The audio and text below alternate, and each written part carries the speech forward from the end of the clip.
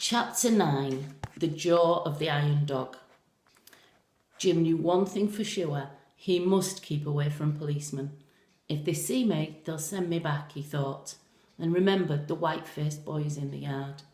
But I'll run away again as soon as I get the chance.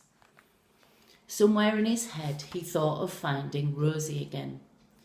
She'd been his mother's friend, and maybe if he found her, he could find Emily and Lizzie too. But London was a huge, throbbing, noisy place. He had no idea where to go. The shops were still full and busy, and the streets were full of traders carrying trays of fish and fruit, shouting their wares. A woman was selling coffee from a handcart. The smell of it reminded him of the morning in the kitchen of the big house when Rosie had given his mother some of the lordship's coffee to drink. The night noises of the street baffled Jim. He'd grown used to the quiet drowning of the workhouse and the distant midnight wails of the mad people. It seemed as if no one here wanted to sleep. He reckoned it was probably safer where there were many people around. Lots of boys about his age were dodging about from one side of the street to the other, in and out of the lamplights. It was easy to pretend to be one of those. Soon he stopped to rest against a wall, leaning next to another boy. He slid his hand in his pocket for a bit of his supper. The boy looked at him, and Jim stuffed the cheese into his mouth quickly before he had a chance to grab it. "You from the workhouse?" the boy asked. Jim shook his head. "Bet you are. Them's workhouse clothes, ain't they?" The boy was dressed in tattered trousers and a torn, thin jacket, but the cap on his head was the same as Jim's. Before Jim could speak, the boy snatched up a broom that was propped beside him and darted out to stand beside a man in a top hat and a long coat. "Clear the road for you, sir?" he asked, and when the man nodded, the boy stepped in front of him, brushing a pathway through the snow. The man tossed him a coin without even looking at him, and Jim ran after the boy. "Give us your clothes and you can have mine," he offered. The boy laughed at him. "Not likely," and darted off with his broom across his shoulders. There was a sudden cackle of voices behind Jim. A woman selling pickled salmon was being shouted at by another woman with a tray of eels. Onlookers were joining in, and bearing down on them, their tall hats visible above all the heads, were two policemen. Jim put his head down and ran. Soon he realised he was out of the busy area and that he was running through quiet streets without shops. The roads were wider here and the houses were grand. They began to look familiar, and yet it was impossible to tell one from the other. He came to a dark square that was full of skinny trees. In the middle of it was a fountain. And, as if he had looked through a window into his memory, he knew that he'd been here before. He sat down on the fountain steps.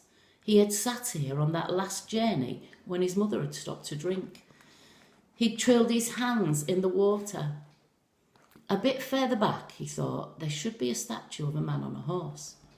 He made himself stand up, hardly daring to look. There it was, the very statue. They had stopped there too. She had leaned against the statue, and he had seen the fountain and helped her across to it. She had been so weak then that she could have been a little child. He remembered how helpless and frightened he had felt. And that had been over a year ago. He could hardly believe it was a whole year since his mother had died. Emily and Lizzie didn't even know. All these things were just as they had been then. The man on the horse and the fountain and the big houses. Only this time his mother wasn't there. He walked slowly up to the statue. The streets led away from it, 3 long tree-lined streets, and one of them was the street where Rosie worked. If he found Rosie, he would find Emily and Lizzie again. He began to run. The houses all looked the same. They all had black railings and little flights of steps going up to the main door, and a little flight leading down to the servants' quarters. Must he knock on every door in the street till he found the right one? He ran up the first street, then came back and tried the second.